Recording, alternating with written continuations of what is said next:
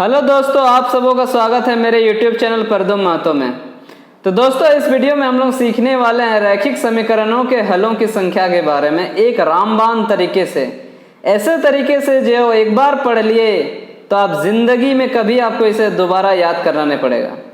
तो दोस्तों, सबसे पहले बात करते हैं कि रैखिक समीकरण होता क्या है।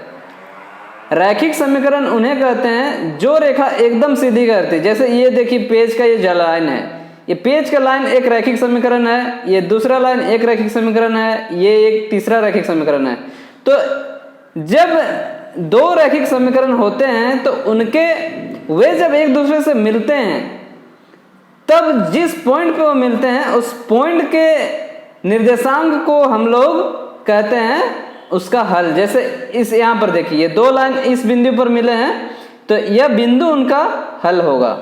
तो जब दो लाइन होते हैं, दो रेखाएं होती हैं, तो उनके मिलने या ना मिलने से संबंधित केवल तीन ही संभावनाएं होती हैं। या तो वे एक दूसरे से कभी नहीं मिलेंगे, जैसे ये दो पेज की जो लाइनें हैं ये कभी नहीं मिलेंगी, या तो वे एक दूसरे को प्रतिच्छेद करेंगे, या वे एक दूसरे के ऊपर ही होंगे। जैसे इस लाइन के ऊपर पर यदि मैं एक और लाइन खींच दूं, वही है ये हालात। तो दोस्तों, ये है दो रैखिक समीकरण का general formula. a1x plus b1i plus c1 equal to 0, a2x plus b2i plus c2 equal to 0। ये दो रैखिक समीकरण के जनरल नियम है। तो क्या होता है दोस्तों, इसका समस्या क्या है कि ये जो इसके लिए ना कंडीशन होते हैं कुछ, ये कंडीशन को याद करना बहुत कंफ्यूजिंग होता है। तो इस वीडियो के द्वारा हम इस कंफ्यूजन को दूर करने वाले हैं। तो चलिए एक बार देख लेते हैं क्या होता है। जब वे एक दूसरे से प्रतिच्छेद करते हैं, यानी कि वे एक बिंदु पर मिलते हैं, तो ऐसे समय में जब वे एक ही बिंदु पर मिलेंगे, और चूंकि ये लाइनें सीधी होती हैं तो ये कभी मुड़ेंगी नहीं, तो इससे केवल एक ही हल होता है।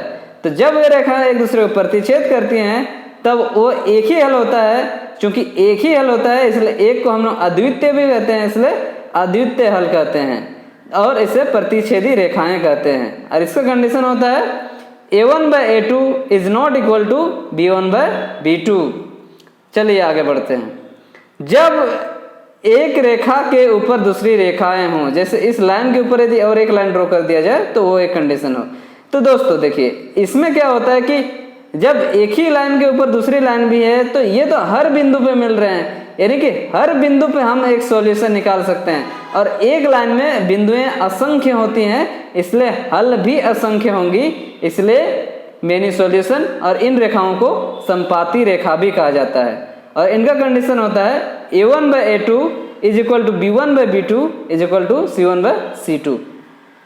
और तीसरा कंडीशन क्या होता है, जब वे एक दूसरे से कभी ना मिले, यानी कि वे एक दूसरे से समांतर हो जाएं। जैसे ये दो पेज के ये लाइनें ये कभी एक दूसरे से नहीं मिलेंगी, तो जब वे कभी मिलेंगे ही नहीं तो कोई हल भी नहीं होगा, इसलिए इसे कहा जाता है कोई हल नहीं, नो सॉल्यूशन।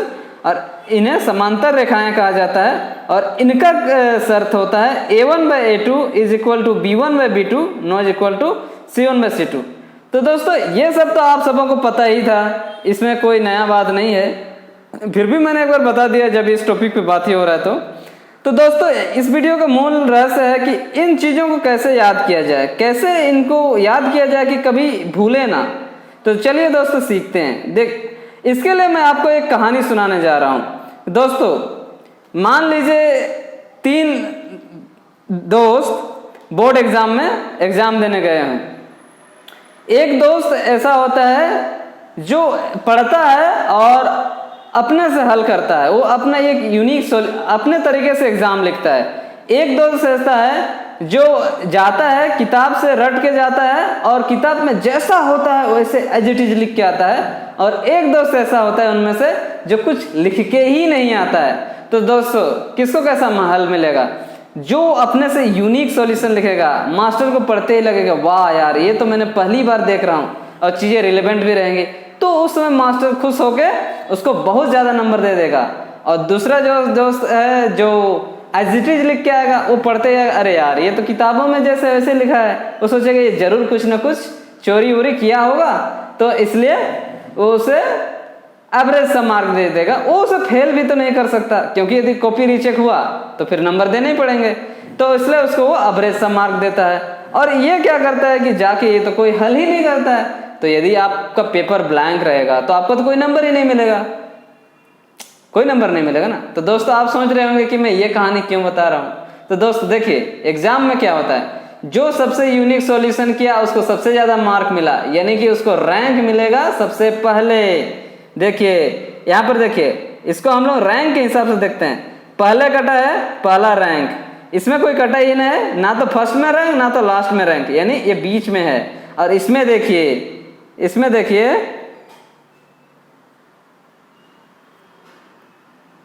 हाँ यहाँ पर देखिए इसमें क्या हुआ है कि इसमें लास्ट में कटा है। देखिए 3 कंडीशन, फर्स्ट में कटा है, लास्ट में कटा है, कुछ कटा ही नहीं है। फर्स्ट लास्ट कुछ कटा ही नहीं। जो सबसे ज्यादा नंबर लाएगा उसको रैंक मिलेगा फर्स्ट, जो कोई नंबर नहीं लाएगा उसे मिलेगा लास्ट, और जो फर्स्ट और लास्ट में नहीं होगा वो बीच में होगा। तो देखिए इस कंडीशन से आप याद कर सकते हैं कि जो जिसका रैंक पहले होगा वो सबसे यूनिक हल करेगा, यानी कि यूनिक सॉल्यूशन, अद्वितीय हल। जो अद्वितीय एग्जाम लिख के आएगा उसको सबसे ज्यादा नंबर मिलेगा, और सबसे ज्यादा नंबर मिलने के कारण एग्जाम में उसका रैंक होगा पहला। जो पहले कटेगा वो अद्वितीय हल करेगा, जो अद्वितीय होगा वो पहले कटेगा। अद्वितीय पहला, अद्वितीय पहला, इस तरीके से आपको याद हो रहा है ना। इस कहानी से आप कभी भूल ही नहीं सकते हैं। और इसमें देखिए ये बेचारा ना तो बहुत यूनिक लिखा है, ना ही कुछ छोड़ के आया है, ये कुछ कुछ लिख के आया है, इससे वजह से इसको एवरेज सा मार्क मिला है। इसलिए ना तो इसे पहले जगह मिला और ना ही लास्ट में जगह मिला, इसलिए इसका कहीं कोई जगह ही नहीं मिला। और यहाँ पर देखिए ये भाई साहब तो कोई हल करके ही नहीं आया है, तो ऑब्वियस सी बात है इसको कोई नंबर ही नहीं मिलेगा। और जब कोई नंबर ही नहीं मिलेगा तो इसका कक्षा की रैंक कहाँ होगा, जो सबसे लास्ट है ना वही होगा। तो देखिए जो यूनिक सॉल्यूशन फर्स्ट रैंक पहले कटेगा, जो कोई सॉल्यूशन नहीं करेगा, नो सॉल्यूशन, कोई हल नहीं, लास्ट में रहेगा क्लास में। और जो फर्स्ट और लास्ट में नहीं रहेगा वो कहाँ रहेगा, बीच में कहीं रहेगा भाई, जिसका फर्स्ट में भी आसान नहीं है लास्ट में भी नहीं है। यानी कि जो अनेक लिखा है, खूब लिख के आया है, लेकिन ना तो उसमें कोई यूनिकनेस है ना ही उसने कोई खाली छोड़ा है, इसलिए ना तो उसे पहले जगह मिला ना ही अंत में जगह मिला। तो दोस्तों यदि इस वीडियो से आपको ये चीज़ सीखने में हेल्प मिला तो लाइक कीजिए, शेयर कीजिए और सब्सक्राइब कीजिए। Thank you for watching this video.